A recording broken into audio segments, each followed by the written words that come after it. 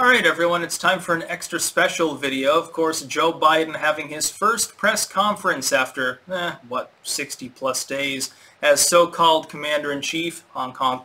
The funny thing is, he's already gone longer than any other president in the last century without a press conference. And when I first learned he was going to have one, I figured, well, he's going to get fluff questions. They're going to coach him beforehand. He can't possibly screw up too bad.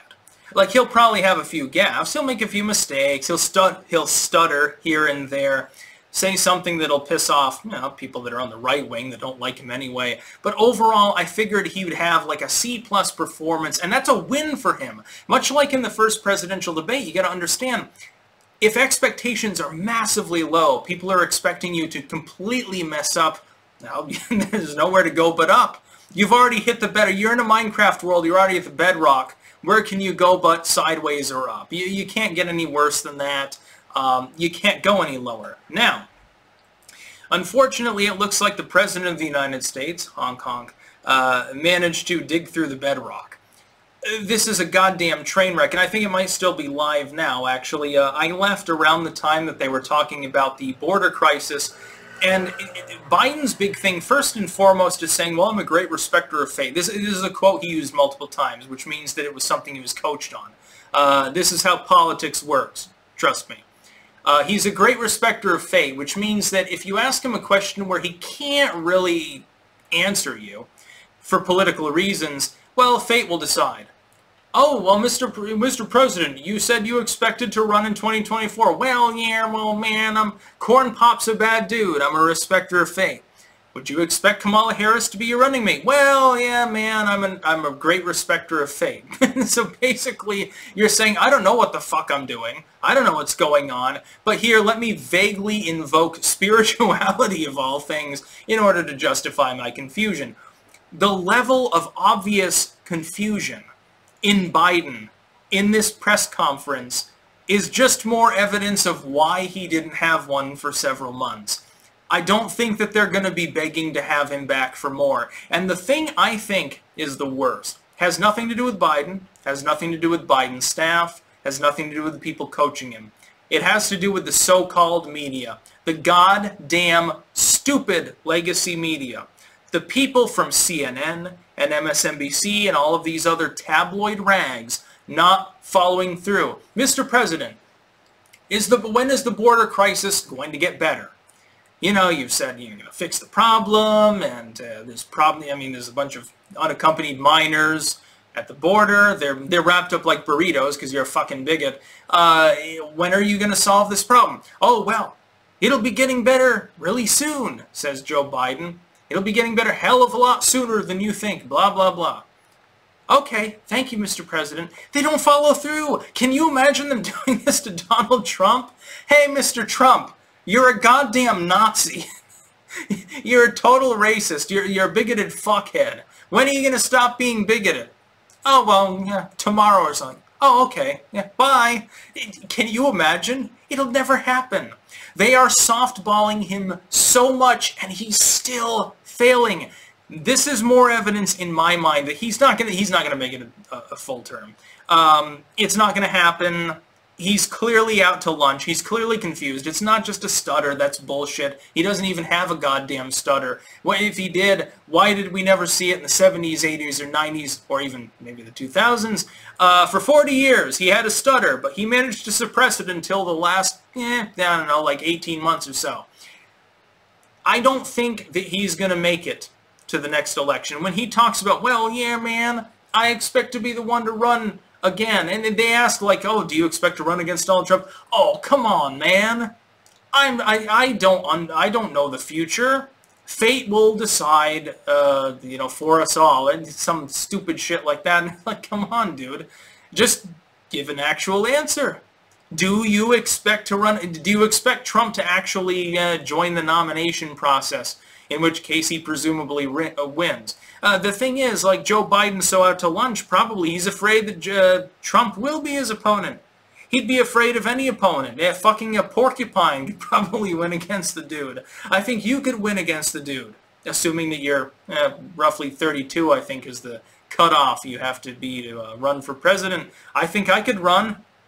I could probably beat Joe Biden. I think a loaf of bread could beat Joe Biden, so it's not saying much. The dude is nuts. Can you not see? Look at the link in the description. You've got to be able to see there's something significantly wrong with this individual.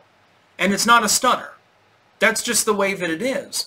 The people that are sheltering him, number one, the people that are enabling him, that told him to run, that are trying to convince him to sort of stay in there and not resign or whatever, shame on them. You're literally exploiting a person with at least early stage dementia. Number two, the sort of people that aren't asking the hard questions of him are just enabling an administration that essentially is not run by Biden at all.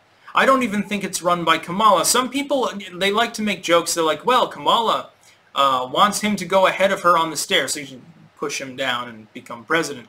That's really funny, and Kamala is definitely malevolent. But in all honesty, I think there's a cabal of people far worse than Kamala Harris that are behind Joe Biden. This is nuts. This isn't really even a press conference, to tell the truth. It's a bunch of softball questions, and Joe Biden fails to answer them, by and large. Goes off for 5-6 minutes, ranting sometimes about unrelated things. He was saying something about an eagle, like Joe Eagle. I'm not sure if he was talking about some 50s atomic era mascot or something. I think he had a nostalgia, like, psychotic break moment, because he just goes off and he talks about weird shit that has nothing to do with the fucking questions, and nobody is following up. Nobody is pressing him on what he's saying. Oh, Mr. Biden, what's your favorite ice cream flavor? Well, I think that communism is bad. I like bronze.